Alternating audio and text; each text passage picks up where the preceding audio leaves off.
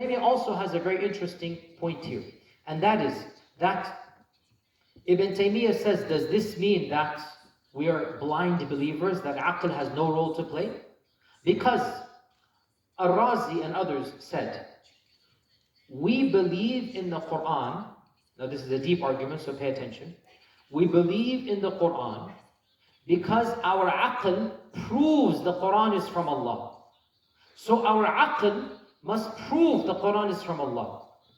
If our aql then says that something is correct, and the Quran has something other than this, because our aql proved the Quran, it also has the right to then, quote unquote, correct the interpretation of the Quran. This is what Ar-Razi's argument was. Now Ibn Taymiyyah says this is an incorrect analogy, incorrect premise. The aql proves the Quran in order to follow the Quran. The aql does not prove the Quran in order to check every line of the Quran.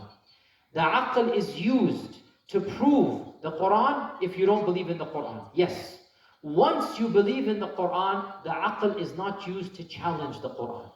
And this is a key point of Ibn Taymiyyah. When Allah says in the Quran, أَفَلَا يَتَدَبَّرُونَ الْقُرْآنِ. When Allah says in the Quran, أَفَلَا تَعْقِلُونَ. When Allah says in the Quran, قُلِ انظُرُوا. Use your aql, use your tadabbur, use your tafakkur. Think about this.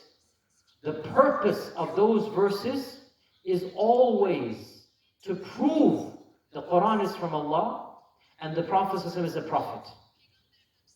Allah Azza wa Jalla says in the Quran that all I'm asking you, أن تقوموا لله مثنى وفرادا ثم تتفكروا ما بصاحبكم من جنة. I'm only asking you to think. This man that is sent to you, he's not a madman, he's a prophet of Allah. So, the purpose of intellect, the purpose of aql, the purpose of rationality, if a person doesn't believe, if a person's a kafir, we say to him, think. Think, where did the Quran come from? Think, where the Prophet ﷺ, where did he get this from? Think, what other religion is true other than Islam? He will use his mind. He will look at all the religions. He will examine the creation. His mind should lead him. There must be a God. That God is one. That God is all powerful. That God should be worshipped. His mind should lead him. Out of all the people who claim to be prophets, only the Prophet Muhammad ﷺ, his prophethood can be verified to be true. His mind should lead him. Out of all the religions, only Islam should be valid. That is all intellectual, no problem. Now, once you have said the Prophet ﷺ is a prophet, the Quran is from Allah, then سَمِعْنَا وَأَطَعْنَا. You must hear and you must obey.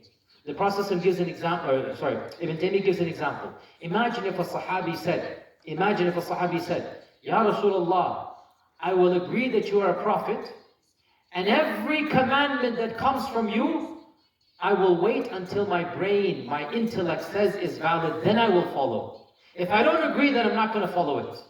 Ibn Taymiyyah asks, is this person a true Muslim? Is this person a Muslim who's going to say, every commandment I'm going to wait for my brain to check? No. A Muslim is one, once you know he's a prophet, you submit. If you don't know he's a prophet, you use your mind to get there. So, Ibn Taymiyyah says, the mind is never used. The aql is never used to challenge the Quran. The aql is used to prove the Quran. Big difference. The aql is used to prove the Quran. To prove the Prophet ﷺ is a prophet. The aql is never used to challenge the Quran. So, we speak to two different people with two different languages. The one who is a Muslim, who believes in Allah, believes in the Prophet, believes in the Quran, we do not expect this person to reject what the Quran says. As for the non-Muslim, we say to this person, use your brain and reason. Come to the conclusion that Islam is true. As for the Muslim, when there appears to be a clash, we must resort to what is Iman.